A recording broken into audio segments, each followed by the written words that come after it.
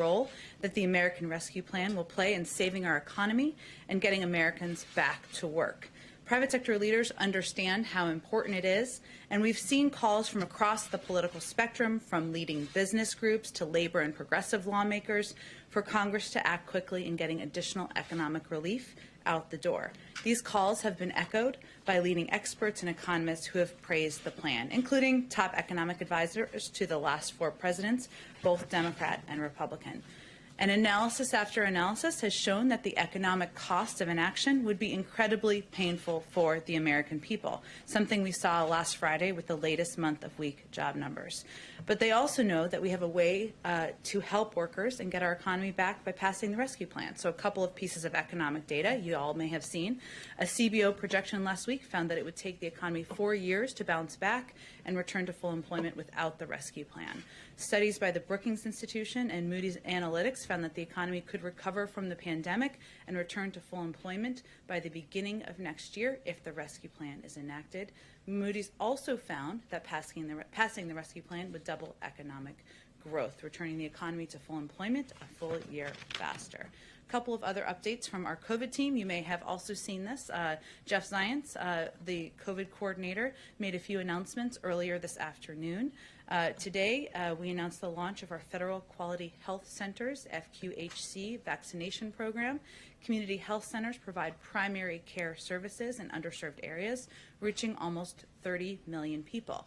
Under this new program, we will begin directly sending vaccine supply to community health centers, enabling them to vaccinate more of the people they serve, alongside other efforts like mobile health units and community vaccination centers. This announcement is another tool we are providing to state and local leaders in their work to reach underserved and hardest hit populations. Importantly, this program grew in part out of a suggestion from House committee chairs that the president had, of course, had a meeting with them on Friday, but even discussions prior to that. And he informed them during a call this morning that this program would be rolled out. Let's see, last few pieces. We also announced another increase in weekly vaccine allocations to states, tribes, and territories, bringing us up to 11 million doses. So overall, this after weekly increases the past 2 weeks, and it's a net 28% increase to states since we entered government. These announcements convey our steady drumbeat of progress and action by the federal government in our whole of government pandemic response. The president also will meet with members of the COVID response team in the Oval Office today to discuss their work and the next steps in shutting down the virus and getting American life back to normal. Last thing, I've noted a number of times, and some of you have asked about our progress and efforts on confirmations. We're pleased to see Dennis McDonough confirmed last night with 87 yes votes as the new Secretary of Veterans Affairs, and he, of course, is being sworn in today. We also would just like to reiterate the importance of getting our nominee, the president's nominee, to lead the Department of Education, Miguel Cardona, confirmed, obviously at a time where the American people are focused on the reopening of schools, focused on doing that safely. This is a step that Congress could take. He's obviously a pivotal and key partner in ensuring we can get that done swiftly and safely. With that, Alex, let's kick it off. I wanted to ask you off the top about the attempted hacking and poisoning of the Oldsmar, Florida water supply. Does the White House have any details on who committed the hacking, and is there any plan for review of water supply stations across the nation, or an effort to shore up the cybersecurity measures at those stations? Well, as was announced earlier today, the FBI and the Secret Service, of course, are undergoing an investigation. That's something we'd certainly defer to them on any specific details of their findings of that investigation. I will say, broadly speaking, that the President, the Vice President, members of our national security team are focused on elevating cybersecurity as a threat that has only increased over the past several years. That's why they've made it an across government focus on why he has elevated positions in the White House and other parts of our government. And then can you share any details on the President's visit to the Department of Defense? What will he be discussing with Secretary Austin? Sure. The President will visit the Pentagon tomorrow, where he will thank the men and women serving our country and keeping the American people safe. As the first president in 40 years with a child who served in the military, he has a personal connection to the important role of the work of the military, the men and women who serve. He will also discuss the vital role of the Department of Defense in our national security, talk about the significance of having the first African-American Secretary of Defense in history leading the department.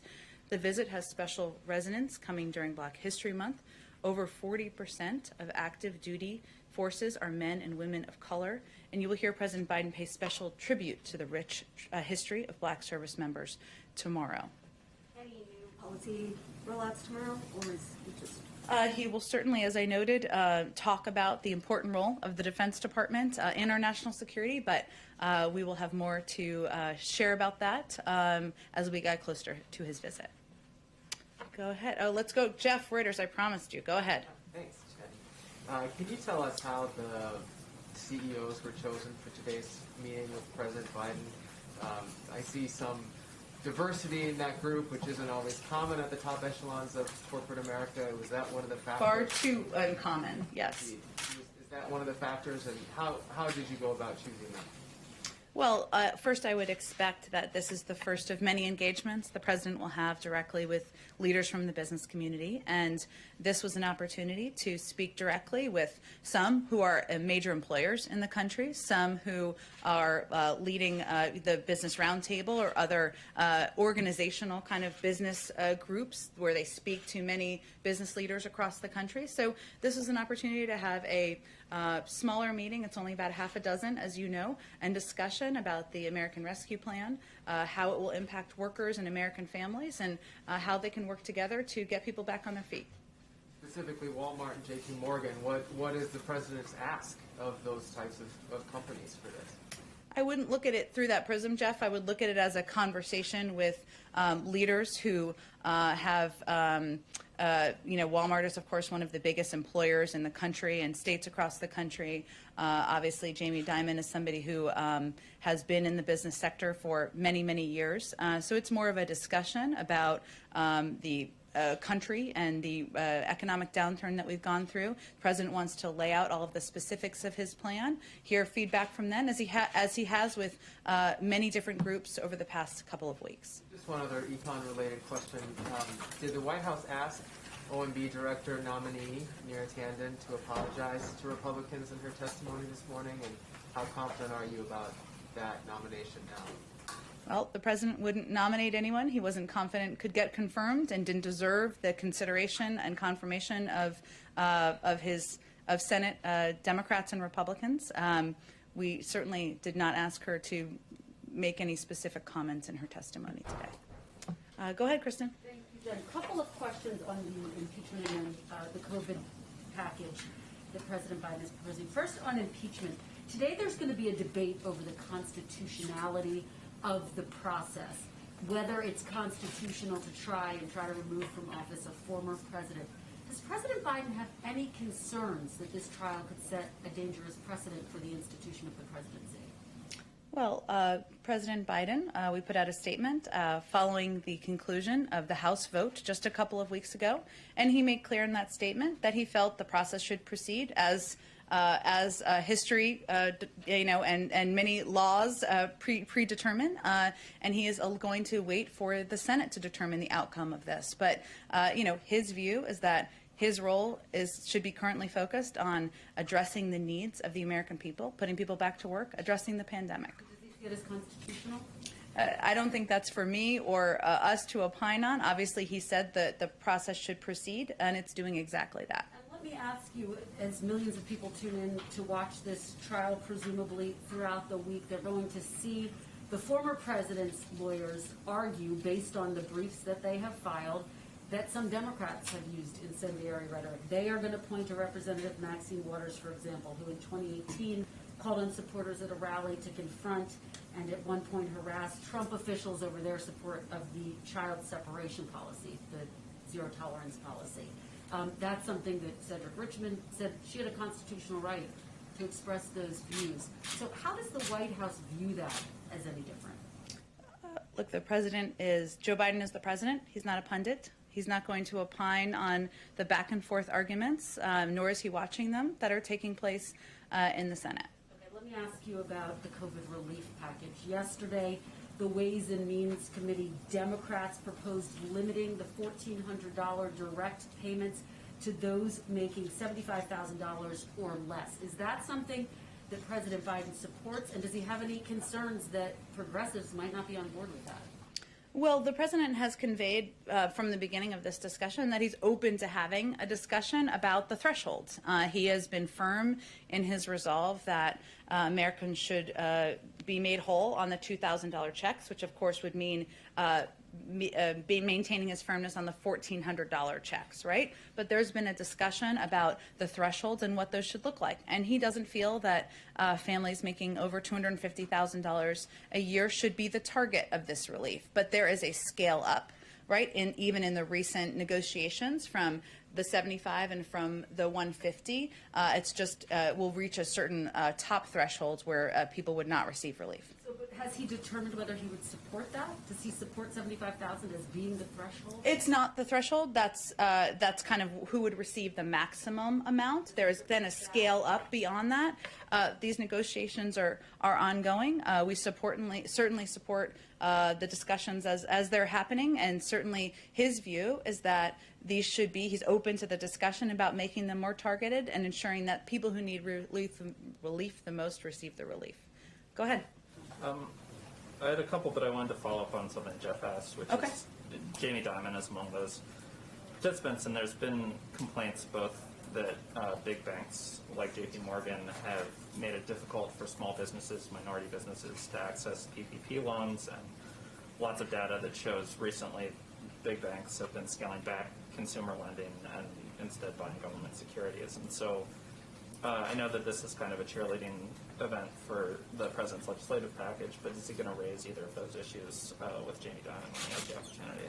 Well, the president does not have a litmus test that he gives people before he meets with them in the Oval Office. Otherwise, he would not have met with 10 Republicans last week. So they don't agree with him on everything. I'm sure the business leaders would convey that to you. He doesn't agree with them on everything. But this is really a discussion about the American Rescue Plan, a plan that will help spark economic growth, help put people back to work, help get our economy on a path to recovery, and hopefully that's something they can all agree on.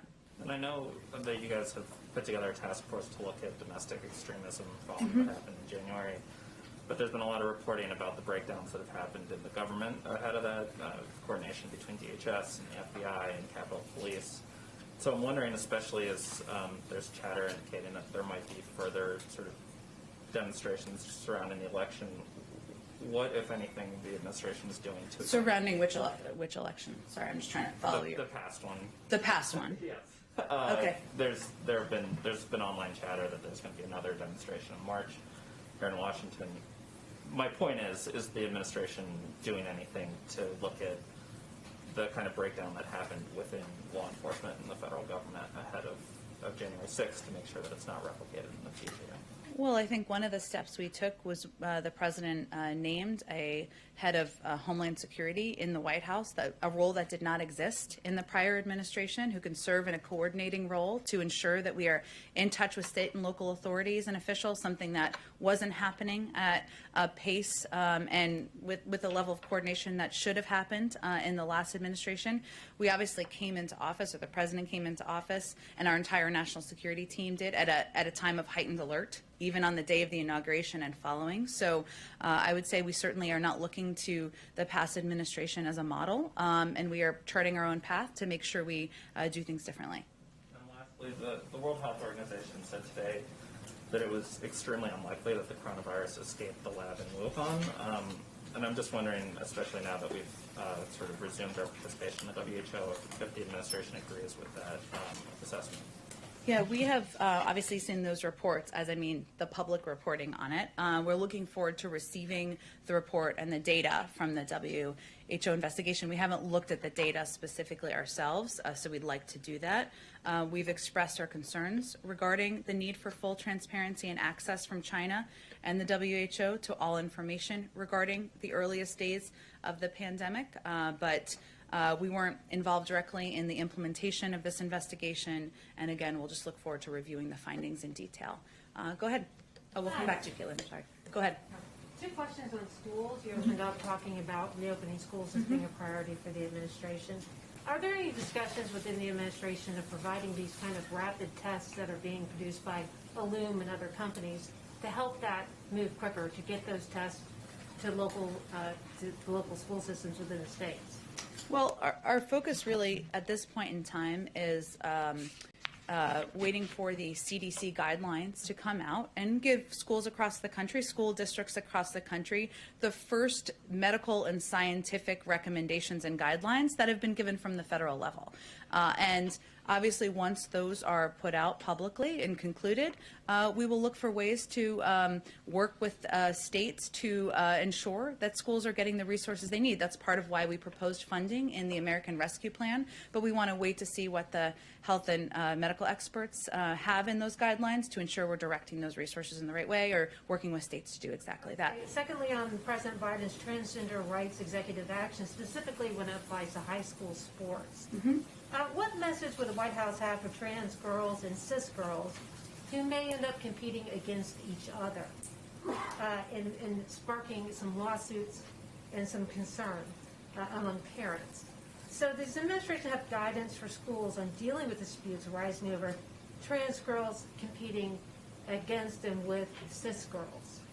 I'm not sure what your question is. The president's executive order has... I'm familiar with the order, but what was your question about it? My question is, does the president have a message for local school officials on dealing with these kind of disputes that are already starting to arise between, trans girls who are competing and cis girls and a level playing field, particularly in high school sports when it leads to college scholarships? Is there any kind of messaging or clarification that the White House wants to give on the executive order? I would just say that the president's belief is that trans rights are human rights, and that's why he signed that executive order. And in terms of the determinations by universities and colleges, I would certainly defer to them. Go ahead. Oh, sorry, Caitlin, go ahead. Go ahead, and then we go to the back. Go ahead. It's okay, I don't mind when you call me. I have 3 quick questions. One, on what Democrats have put forward with these stimulus checks. It's not changing the income cap. So instead of limiting it from the $75,000 to get the full $1,400, that's staying where it is. President Biden had said he was open to targeting that. So did he sign off on what the Democrats have now put forward? You mean where the cap stops or where the threshold stops at the top? The cap stops for the full $1,400. Right now it's $75,000 as opposed to $50,000 or what others like Joe Manchin had proposed. So did he sign off on the latest proposal from them yesterday? Well, his proposal was originally 75, right, and 150. And he's open to targeting, which it still will be targeted, because it's about the question of what the threshold goes up to, right? Because prior, in earlier proposals, it had a higher threshold where it went up to a higher income level for families where they would get some version of a check, not the $1,400, right, but a smaller version. So fine with not bringing down that cap at the $75,000 to a $50,000 like others. he supports that. Where the status of the negotiations is at this point, yes, of the $75,000. Okay. My second question is, we had the acting attorney general ask all of the Trump-appointed U.S. attorneys to resign from their post, with the exception of 2, the one overseeing the beginnings of the Russia probe and the one overseeing Hunter Biden's tax probe. Can you comment on that? As you know, this has been commonplace among previous administrations, and we look forward to working with the Senate to swiftly fill these openings in the coming weeks. The President has also made clear that he wants to restore the independence of the Department of Justice and to ensure it remains free of any undue political influence. That will be helped when our Attorney General is, of course, confirmed. But the decision to leave 2 U.S. attorneys in their roles is a reflection of that commitment. Okay, so he had no conversations with the acting attorney general about the 2 who remained in their post. In what way? You mean who would leave? Biden didn't have any Did he have any conversations with the acting attorney general about leaving the U.S. attorney in Delaware and Connecticut in their post? These were decisions that were made in order to fulfill his promise of maintaining independence and ensuring that he sent that message in every action that was taken. Okay, and my last question, I know you said the president is not a pundit. I think we all agree with that, understand that, but he is the first president to be in office and have a former president, his predecessor, go and face an impeachment trial just on the street. So how can he not weigh in on whether or not it's constitutional, given he is the current office holder, and the questions of what precedent this sets and whether or not he agrees that it's constitutional? Well, again, this is obviously a big story in the country. No one's denying that here, and there's certainly going to be a lot of attention and focus on it. But our focus and the president's focus is on putting people back to work, getting the pandemic under control, and that means we're not going to weigh in on every question about the impeachment trial, and we don't feel it's necessary or our role to do that. Go ahead. Couple topics, I'll get through them quick. The CBO is projecting that raising the federal minimum wage to $15 an hour would lift 900,000 people out of poverty, but it would cause 1.4 million jobs. That is a difference of 500,000 people. What happens to them?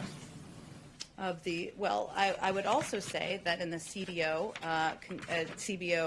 findings, I should say, that they've also concluded that 27 million American workers millions of low-wage workers, I should say, 27 million American workers would be able to would help get them out of poverty. So there's a huge impact of raising the minimum wage. That's why the president supports it. There are also many other economic studies that show that raising the minimum wage has minimal impact on employment. A study of U.S. state-level minimum wage changes over 4 decades found that the number of jobs remained essentially unchanged over the 5 years following the increase. So the president supports it because he believes that raising the minimum wage is something that American workers, American families deserve, and that lifting 27 million American workers out of poverty, reducing inequality, would be a very positive step for our country. And once there's an agreement, does President Biden support sending stimulus benefits to undocumented immigrants? Again, I don't. If somebody has a Social Security number, like a child or a spouse, then they would be eligible. But he supports sending benefits to people who are eligible as a part of his proposal. Okay. And then very specific question about Executive Order 13891. One of the president's executive orders on the first day revoked a policy that required federal agencies to post their guidance on a searchable database. There are questions now on Capitol Hill from some Republican senators about why that was revoked. And so now the question to you. Well, agencies have definitely not been told to take down databases or other public information. That would be inconsistent, which I think is why you're asking the question, with what the president has talked about, what the vice president talked about. We want agencies to use all the tools available to them to make public policies transparent and accessible. However, this executive order was revoked because it created unnecessary hurdles and cumbersome processes for agencies that wanted to get guidance out to the public. In some cases, it was resulting in the delay of information going out more publicly by a couple of weeks or even a couple of months. That's obviously not acceptable, and we want it to be more efficient than that. And one quick one on conflicts of interest and some reporting that's been done by our colleagues at other networks. The president's son-in-law, Dr. Howard Krein, was advising candidate Biden on COVID-19 response while he was investing in companies involved with the COVID-19 response through his company, Startup Health. Dr. Krein has been at the White House since the inauguration. Is he still advising the president on COVID-19 response? Well, Dr. Krein is his son-in-law. The president. Why there are questions about a potential conflict Well, of and I think interest. he was here because the president was inaugurated recently, which is understandable. The president has made clear that there will be an absolute wall between him and any businesses connected with his family members. And as he reiterated just last week, no family member is going to have an office in the White House or be involved in any government policymaking. That applies to his son-in-law and applies to every single member of his family. Just from a broad perspective, though, like the 30,000-foot view of this, candidate Biden was very concerned about the last president's potential conflicts of interest. At one point in 2019, he tweeted, hosting the G7 at Trump's hotel, a president should never be able to use the office for personal gain. So how is the White House going to guarantee to members of the public that nobody in the family is using the office for personal gain? We've put in place stringent policies in order to ensure that it is not being used for personal gain. There's not a single member of the family who is employed at the White House, will have an office in the White House, or will benefit financially. And those are strict ethics requirements that have been put in place and the president has approved. Go ahead. Thank you. 2 questions, if I might. One, on the president's stimulus package, you've been arguing consistently that his goal of unity doesn't mean creating a one party, right? And you also point out that there are polls supporting what he's trying to get out there.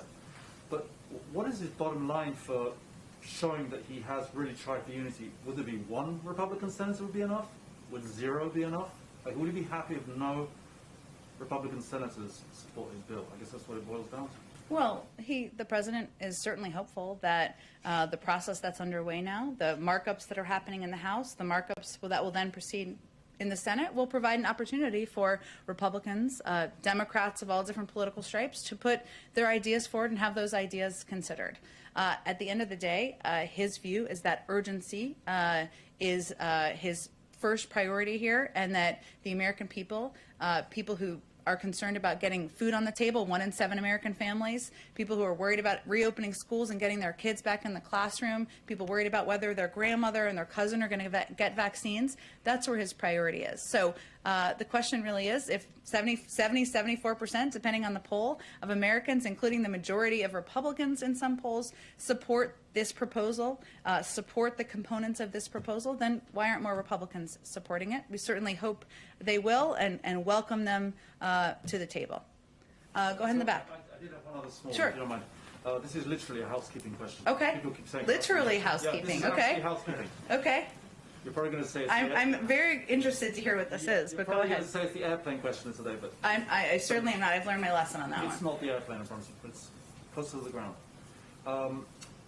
President Trump, former President Trump, he broke tradition by not having his predecessor have a portrait hanged up here. That, as far as I understand, that was something that was considered totally the normal thing to do. Will President Biden be inviting his predecessor to hang up a portrait somewhere? And will he get the Obamas back in to finally get their ceremony? I have no portrait revealings or portrait plans or portrait events to preview for you, but I have not been given any indication that we would break with tradition in that regard. Go ahead. Thank you, ma'am. This is distinctly not an impeachment question, but Okay. It can be an impeachment question. You can ask whatever you want. Go ahead. thank you. Does the president believe that former President Trump engaged in insurrection as described in Section 3 of the 14th Amendment? The president has put out multiple statements conveying that what the president did and his words and his actions were, and of course the events of January 6th, were a threat to our democracy. But he ran against him because he was concerned that former President Trump was unfit for office, in part because of his past history of invoking violence around the country. So President Trump is not here because former President Trump is not here because President Biden defeated him. More of the American people voted for him, and now his focus is on delivering on his promises to the American people. On an unrelated note, where does the president stand on an effort in California to recall Gavin Newsom?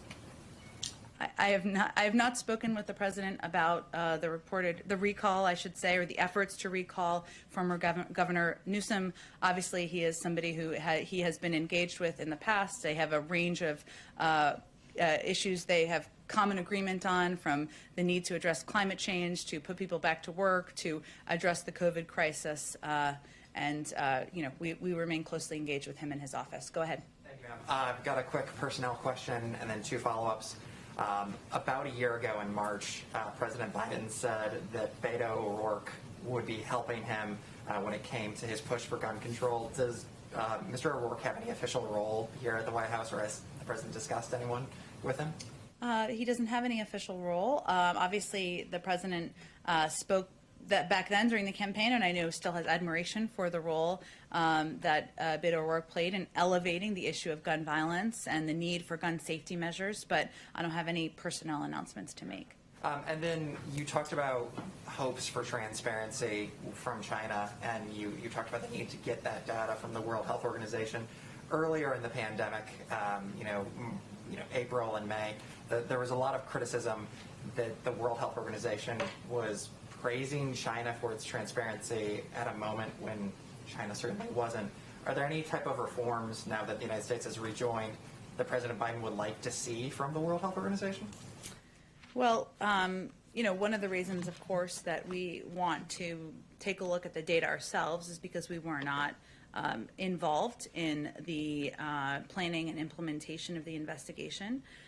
We also feel, of course, we rejoined the World Health Organization, but that it's imperative that we have our own team of experts on the ground in our embassy in Beijing and otherwise to make sure we have eyes and ears on the ground. But I don't have any more reforms or anything to announce for you at this point in time. And then back to the CBO report that Peter was asking a second ago. Yep. Is there a specific plan for anyone who would lose their job if the minimum wage is increased, or is it just a hope that CBO is wrong about those numbers? Well, remember that the plan, the American Rescue Plan, why there was a score of any component of it, would put millions of people to work. And that is also something that outside economists and many studies have shown. And so our whole objective here is to make sure, make sure we are getting people the assistance they need, make sure we are putting vaccines in the arms of Americans, and make sure we are, reopening schools. And let me just remedy something I just said. The president is going to roll out a Build Back Better agenda, a jobs package, in the coming weeks. Part of his objective is to combine with this package to make sure we are not only addressing the pandemic, but we are also reinvigorating the economy. So his goal with all of these plans is to work with Congress to put people back to work. And the minimum wage, increasing the minimum wage, is a way to ensure that workers are pulled out of poverty, that millions of workers who are doing honest work and making an honest living are not living on the poverty line. He thinks that's right, and that's something that should happen. But he has had no shortage of proposals to put people back to work, and part of the reason this was scored is because he's starting to put proposals forward. Go ahead, Hans. Just two questions. The first one, a pool question from a colleague in Canada, and that is that Canada's announced that it will require COVID negative tests for anyone crossing the land border into the United States. Does the U.S. plan to reciprocate? I don't have any additional travel restrictions to read out for you. Obviously, our COVID team and our health and medical experts make recommendations based on what is necessary to keep people safe, and they've put in place some travel restrictions, but I don't have anything to preview for you or predict on the Canada land crossing front. Okay, and then you mentioned the sort of goal of opening up schools swiftly and safely. Could you help us understand what the White House is, or what the president's definition of open schools is? Does it mean teachers in classroom teaching students in classroom, or does it just mean kids in classroom with a remote screen? Help us understand.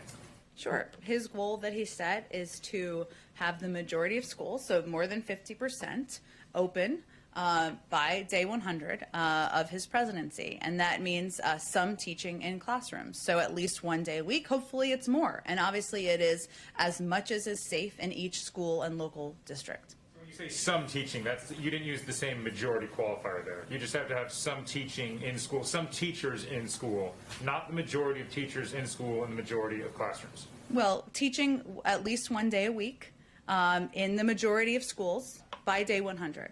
And that's in-person teaching? In-person teaching, yes. Thank you. Sure. Go ahead. Oh, go ahead. Thank you. Another CBO question. The report that came out yesterday said that the first 4 months of fiscal year 2021, the federal deficit rose 90% to $738 billion. Obviously, we've seen economists saying that it's better to do too much than nothing at all, but Republicans are expressing sticker shock. So I was curious what the president's plan was to decrease the deficit once the pandemic has abated and the economy is stabilized. Well, one thing that could happen is that the tax cuts for the highest income could be rolled back, and there's kind of a newfound concern about deficit reduction among some who supported those tax cuts. So, that's one suggestion. But the reason that the president and members of his economic team feel that a package of this size is so essential at this moment is because we are dealing with a pandemic. We are dealing with an economic downturn. People are suffering. The American people need assistance. And this emergency relief is something that the cost of doing nothing or the cost of doing too little is the greater risk, in his view and the view of many economists, and including his Secretary of Treasury. Thank you, Jen. Oh, thank you, everyone. I know you have to go. We'll do this again tomorrow. Thanks.